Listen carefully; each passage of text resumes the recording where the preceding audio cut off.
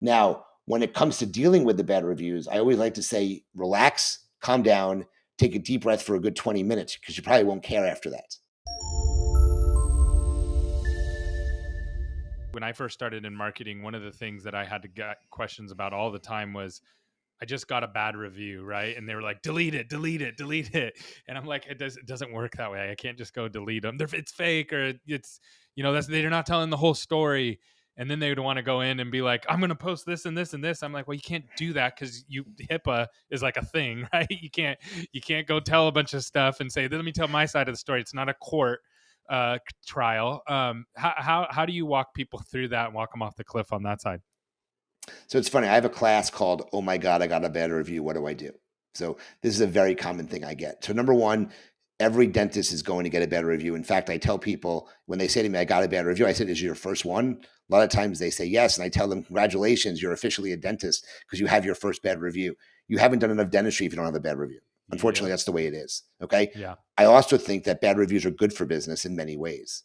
Yes, I Okay. agree. Now, I also truly believe, Greg, that and Gary, I truly believe, Gary, that Greg Bird is a Yankee, by the way, a former Yankee player. That's why I said Greg, but Gary, just so you know. Got it. But It's I close truly enough. believe that unless something goes viral, so recently, as of the time we were recording this, there was an incident that took place at a practice in Phoenix, a pediatric practice, where someone was recording the dentist and his attitude and his response to a problem that the patient presented. I think the kid had a little lesion on his skin from something that happened in the office, and it went viral.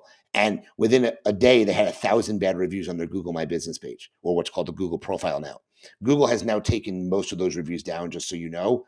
But those were a lot of fake reviews because there was an incident that has occurred that put them into a viral situation.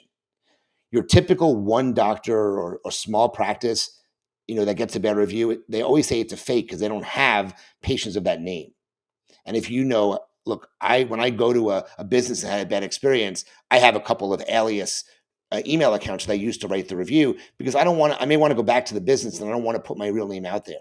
So a lot of the bad reviews that you may get are from people who are actually patients, but they're using a fake name. It's not a fake review. So as a solo practice, when someone says, "Well, I got a fake review," I'm like, "Well, I don't think it's fake. I just think you don't know who the patient is." So just keep that in mind as well. Now, when it comes to dealing with the bad reviews, I always like to say, relax, calm down, take a deep breath for a good 20 minutes because you probably won't care after that.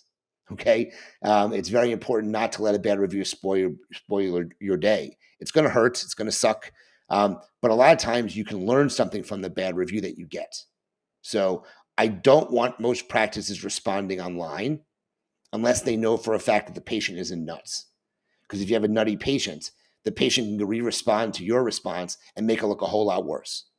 So I'd rather practices take it offline, try to reach out to the patient to fix their concern or issue if they know who they are, and hopefully they want to take the review down, which I've done many, many times, and it's worked successfully at getting the review from a 1-star back to a 5-star.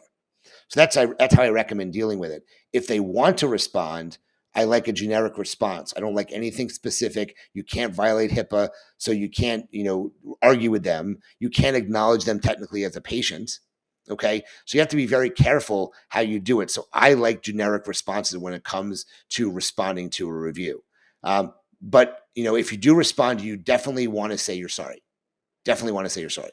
Because even if you're not, because the response that you're putting out there is intended for the people reading the reviews, not to the person who wrote the reviews.